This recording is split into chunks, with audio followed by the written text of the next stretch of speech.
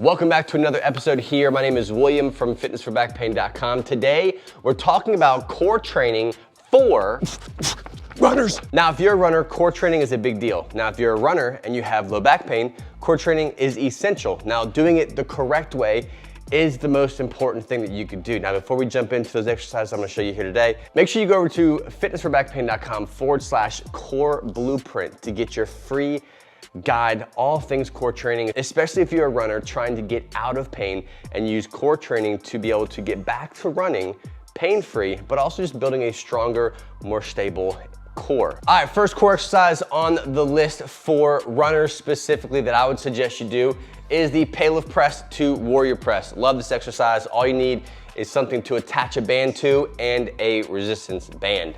What I'm gonna do is I'm gonna get myself set up to where the leg that's closest to where the band is attached is up. That's my stability leg. That's gonna keep me from kind of falling forward along with my core. I'm gonna grab a resistance band that fits my specific fitness level. From there, I'm gonna grab it around my palm. You can also attach a handle to this, whatever feels better for you. Grab it. The basic paylift press is simply just coming out here.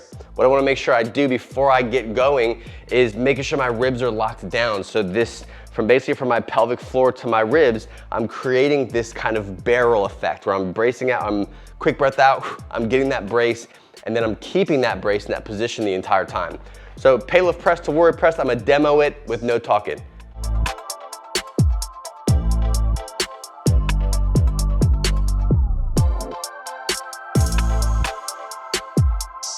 Now, if you want to, if the straight arm is too hard, you can come a little bit closer to where the band's attached, or you can keep your elbows bent. I'll show you one example of that.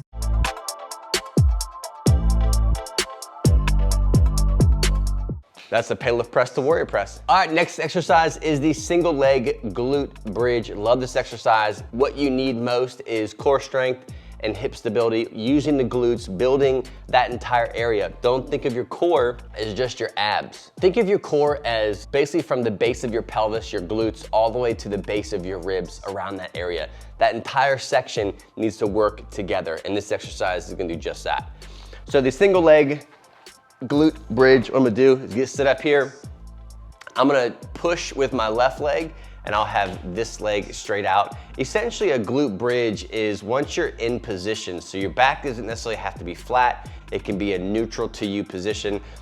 What you're doing is I'm going to initiate the movement with my glutes, with my hips. So I'm not gonna just start driving up from my heels, because odds are you might be using your lower back to build that strength or get that movement started. Instead, you're going to contract the glutes, brace the hips, and I'm going to drive. So that's the glute bridge. Now we're gonna make it a little bit harder and do single leg. So I'm gonna take one leg up, and I like to start with the same level here. I'm not a fan of coming from this depth all the way up. It's just a little bit too hard. And at first, you can think about keeping your thighs level. So I'm gonna be bent here. I'm gonna initiate that movement from this left hip here. I'm gonna brace with my hands, give me some more stability, and I'm going to brace the core and drive. And I'm gonna push up as far as this leg can get me. Go as far as your glutes can take you, and that might not be to where you are completely parallel from your chest to your thigh. Try it again. Start from my hip, push. Making sure, try to keep those legs level. You can make it harder by having that opposite leg straight out. Make it easier by bending it like this. And obviously you wanna do both sides of this exercise. And you can either hold it or you can do reps, where you're holding it for a given time, 25, 30 seconds, or you're just pressing up for an amount of reps.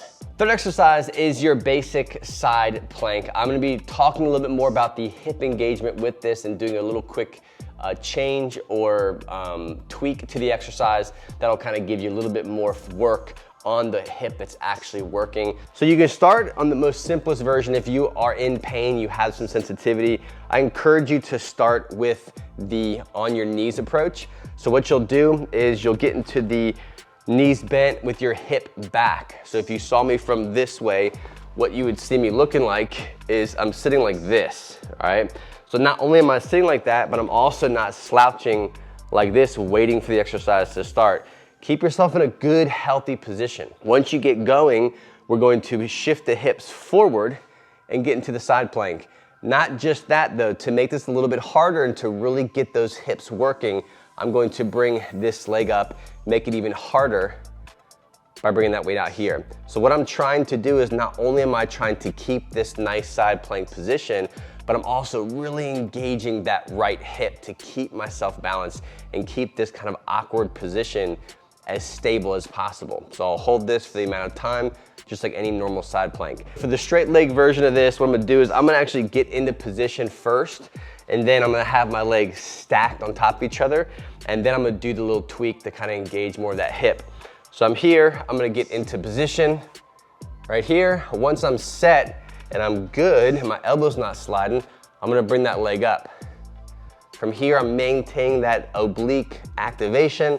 The side plank is on, but I'm also really trying to push into the ground from my feet, but really activating that right hip and that glute and making this that much harder with this leg. Fourth and final core exercise that are great for runners is the weighted dead bug. I'm a huge fan of this exercise just because, again, it really forces you to activate the trunk as a whole, from the ribs being down to the abs being on, the pelvic floor being on as well. It's a full body exercise, but it's really hammering that stability and endurance in the trunk. So from here, I'll have the weight over my chest to start. I'll get into position, into that dead bug position.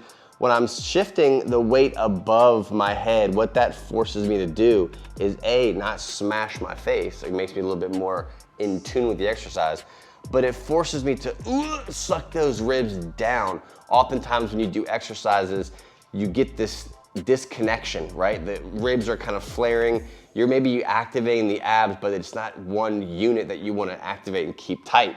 So I'm going to bring the ribs down first. I'm going to shift the weight over my head. Instantly, I already feel my abs on. In position here, and I'm gonna hold this with just my lats being engaged and the upper ribs being pulled down. And I'll slowly drop each leg. Obviously, the further out that weight is being held, the harder it gets.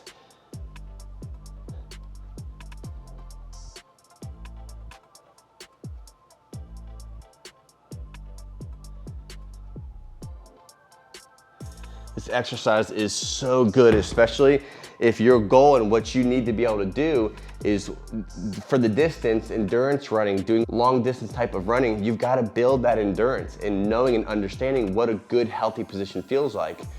Over time, you start collapsing, you get out of position, and that exercise is an awesome, awesome exercise to train that and build that endurance that you're looking for. There you have it, guys. That is the 4 best exercises, especially if you are a runner dealing with low back pain and you're trying to figure out how to get out of pain, right? Last week, we talked about running and back pain, the 4 reasons why you are probably in pain and what to do about those 4 reasons. One of those reasons was building a stronger core, and these 4 exercises are gonna be the best bet for you. Again, don't forget to grab that core blueprint. It's absolutely free. It goes along great with what you watched here today. You can get that at fitnessforbackpain.com/core blueprint. It'll walk you through step by step how to pick your exercises, what are good exercises to do, how much you should do them, the type of exercise that you should be incorporating into each workout specifically for runners. So grab that, fitnessforbackpain.com/core blueprint. I appreciate you for watching, and I will see you on the next episode.